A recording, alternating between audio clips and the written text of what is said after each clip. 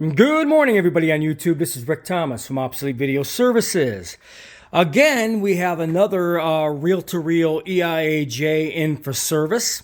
This is the Sony Av-8650. It was considered the flagship of all the Sony AV units.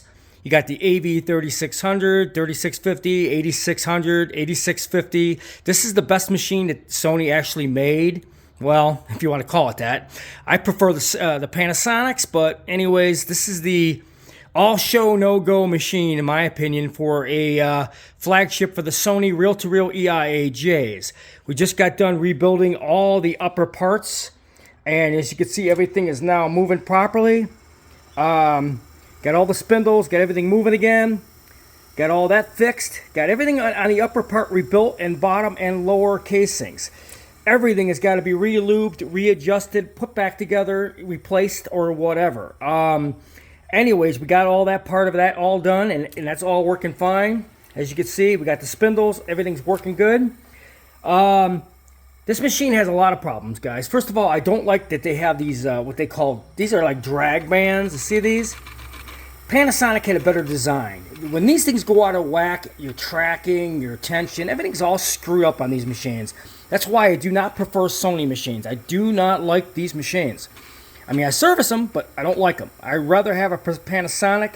It's a much tighter tolerance with the dragging. It doesn't have like a drag band. It's got like a pin that keeps it in alignment for the tension.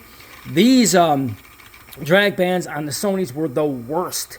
Talking about garbage. I mean, this is just plain garbage. But anyways, but that's not the only problem that Sony had. I'm going to work on this in a minute. As you can see, this is your tension.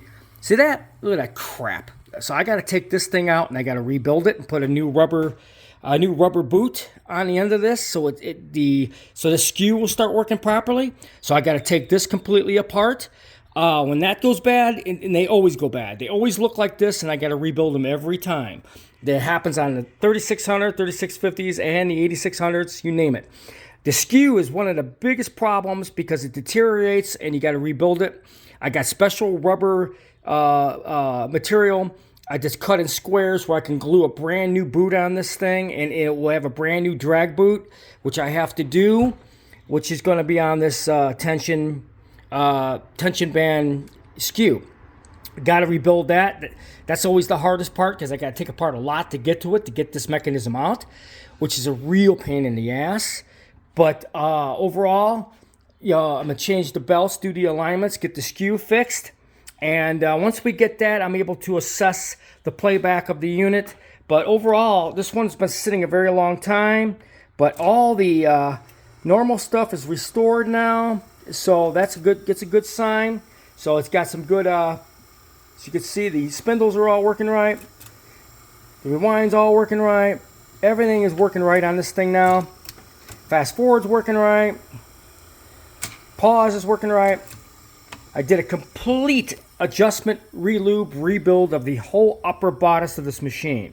That's all done. So all I got to do is fix the skew, and then we'll be able to do some testing and see what other little problems come up. This is the Sony AV8650 repairing from a customer who just sent this to me. And, we got most of the hard part of it done now. I just got to get through all the adjustments and the skew, which is the real biggest pain in the ass that I got to do next. And after I get that all done, we'll be able to do a test on a tape and see if we have the alignment. I do have to replace one of these wires on the upper drum. I do have some spares, I believe, because that's what holds your tape down on this drum, on this particular model. I want to clean the heads, clean the brushes, check that all out, and we're going to have this 8650 or AV8650 fully restored. Hope you enjoyed this video.